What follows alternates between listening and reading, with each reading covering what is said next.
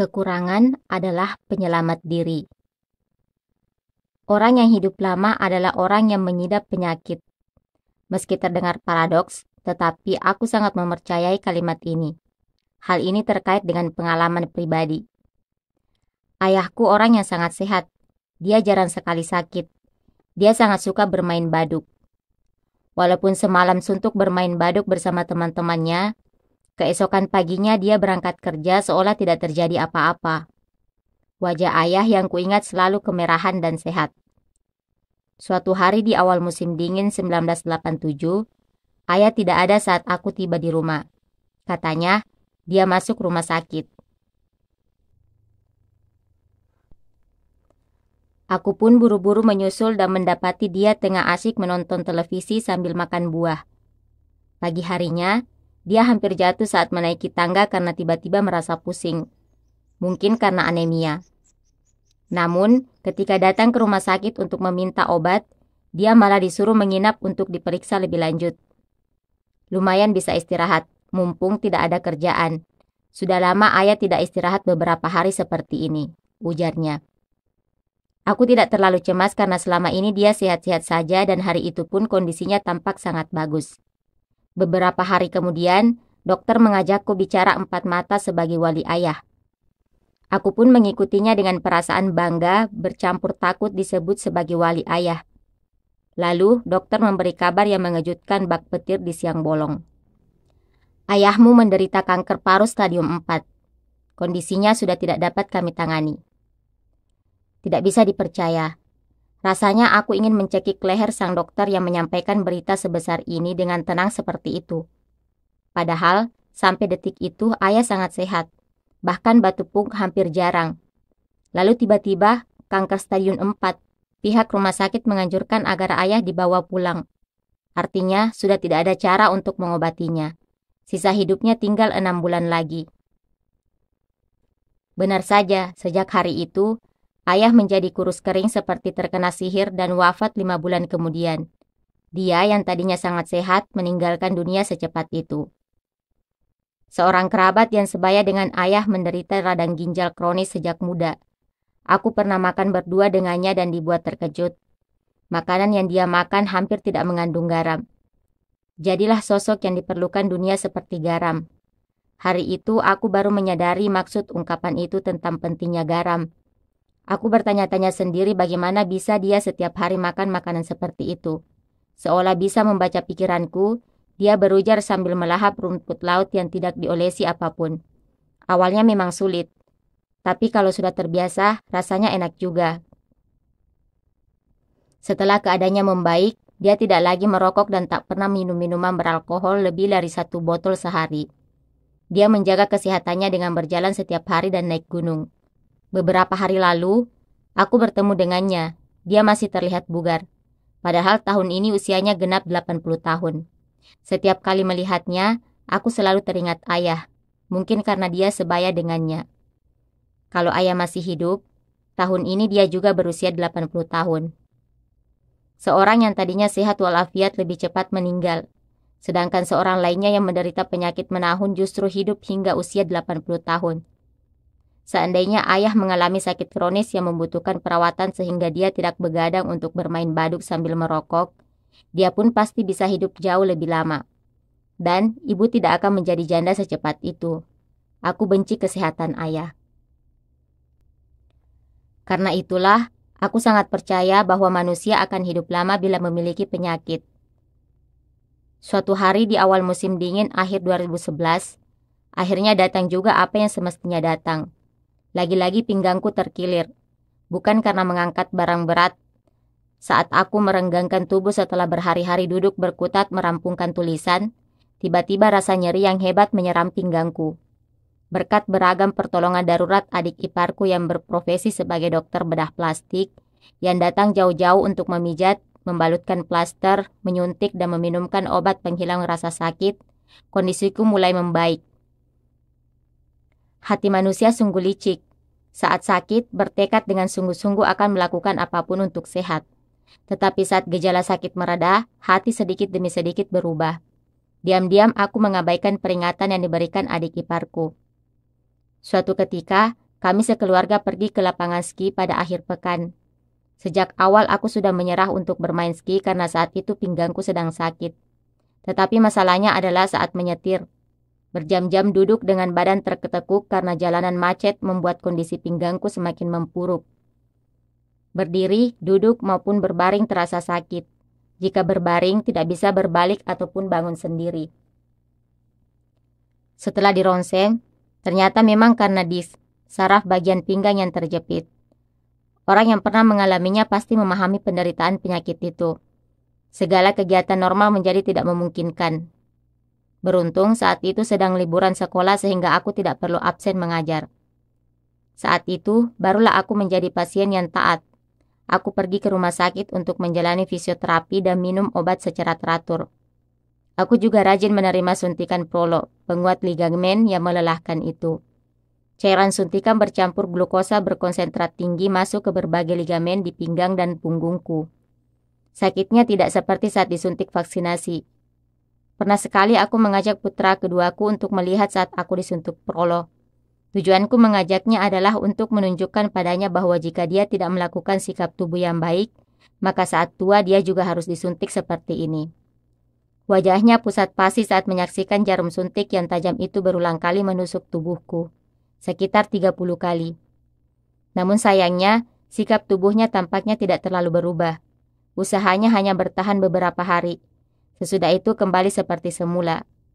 Mungkin dia baru akan berusaha untuk memiliki sikap tubuh yang benar kalau sudah merasakan sakit secara langsung. Saat upacara kematian ayah, aku dan adik laki-lakiku yang hanya terpaut 2 tahun bersumpah untuk berhenti merokok. Kami tidak ingin ibu merasakan penderitaan seperti ini lagi. Namun, tekad pemuda pada awal usia 20-an laksana abu rokok yang jatuh ke dalam asbak, lemah dan rapuh. Tidak sampai beberapa hari, aku dan adikku sudah kembali merokok. Manusia tampaknya sulit untuk sadar jika tidak mengalami sendiri. Setelah menderita selama sekitar 2 bulan, akhirnya aku bisa kembali beraktivitas seperti biasa. Meskipun masih kurang nyaman, penyakit DIS muncul karena kebiasaan buruk. Sikap tubuh yang salah, kurang berolahraga, dan perut buncit dapat menyebabkan nyeri pinggang. Oleh karena itu, ketimbang mengharapkan sembuh total, lebih penting mengubah kebiasaan sehari-hari dan merawat diri agar tidak kambuh lagi. Mungkin karena itu keseharianku agak berubah setelah kenangan DIS yang seperti mimpi buruk. Aku berusaha berolahraga 3 kali seminggu dan mengurangi 1/4 porsi setiap kali makan. Tentu tidak mudah karena aku selalu sibuk dan sering makan di luar. Namun, ada sesuatu yang berbeda. Dulu aku langsung menyerah dan kembali ke kondisi semula bila semangatku mengendur dan merasa semuanya berantakan. Namun sekarang, aku akan menguatkan hati dan memulainya dari awal lagi. Sekarang pun kondisi pinggangku tidak terlalu baik. Bila duduk lebih dari 1 jam, rasanya sangat sakit. Namun pada akhirnya, aku merasa bahwa penyakit inilah yang menyelamatkanku. Selama ada penyakit ini, aku tidak akan melupakan aturan kesehatan untuk makan sedikit dan banyak bergerak. Dari sisi itu, penyakit DIS adalah hadiah bagiku. Kesehatan di masa muda adalah anugerah sejak lahir. Namun saat beranjak tua, kesehatan adalah hadiah dan penyakit adalah hukuman. Layaknya rapor yang menunjukkan bagaimana gaya hidup kita selama ini. Dan ini bukan masalah keturunan, melainkan masalah pemeliharaan. Bahkan ada juga orang yang baru merawat diri dan mengubah gaya hidupnya setelah menderita sakit berat. Mungkin bagi orang yang masih muda, memelihara kesehatan adalah sesuatu yang asing. Namun di Korea, tingkat kematian pria usia 40-an menduduki peringkat 1 dunia. Hal itu terjadi karena kelalaian diri sendiri yang tidak bisa menghargai kesehatan dikala sehat dengan banyak minum, juga akibat keletihan yang berlebihan.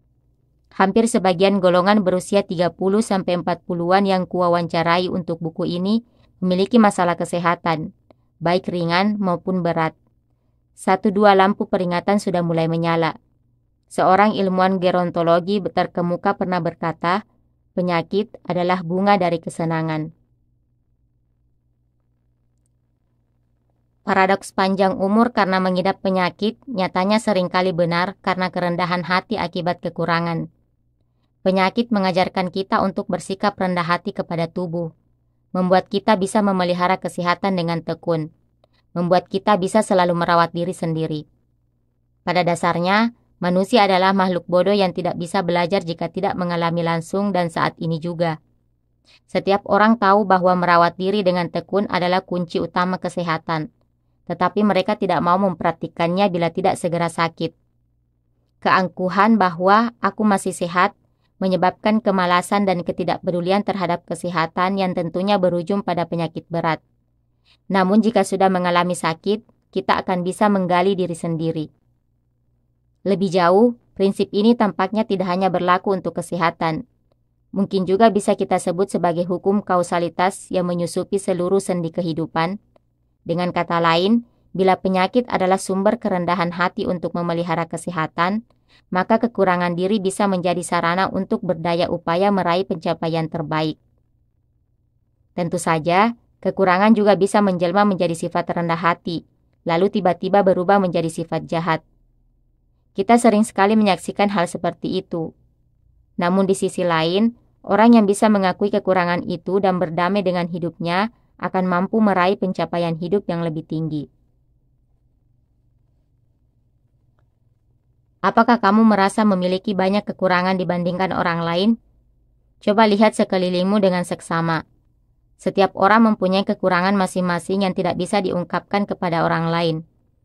Perputaran kehidupan seorang tergantung pada bagaimana dia menyikapi hal tersebut. Ketika dia bisa menghargai waktu yang diberikan kepadanya dan menghadapi cobaan dengan ikhlas, pandangannya terhadap dunia pasti akan bertambah luas dan dalam. Ingatlah bahwa hidup pasti menghadiahkan kehidupan kedua bagi mereka yang mampu bersikap rendah hati. Direktur Jang In-so pernah menulis kisah suksesnya dalam mengalahkan para sarjana untuk memimpin perusahaan Opmek. Meskipun dia hanya lulusan SMA. Dalam sebuah wawancara, dia mengatakan bahwa kekuranganlah yang membesarkan dirinya. Aku berusaha lebih keras daripada orang lain karena aku hanya lulusan SMA dan memiliki banyak kekurangan. Untuk melengkapi banyak kekurangan itu, diperlukan lebih banyak kelebihan bukan? Dan perjuangan itu tidak akan berhenti sampai di sini. Tidak hanya dia, kita dapat menemukan sebuah kesamaan bila melihat isi wawancara orang-orang yang berprestasi di bidangnya.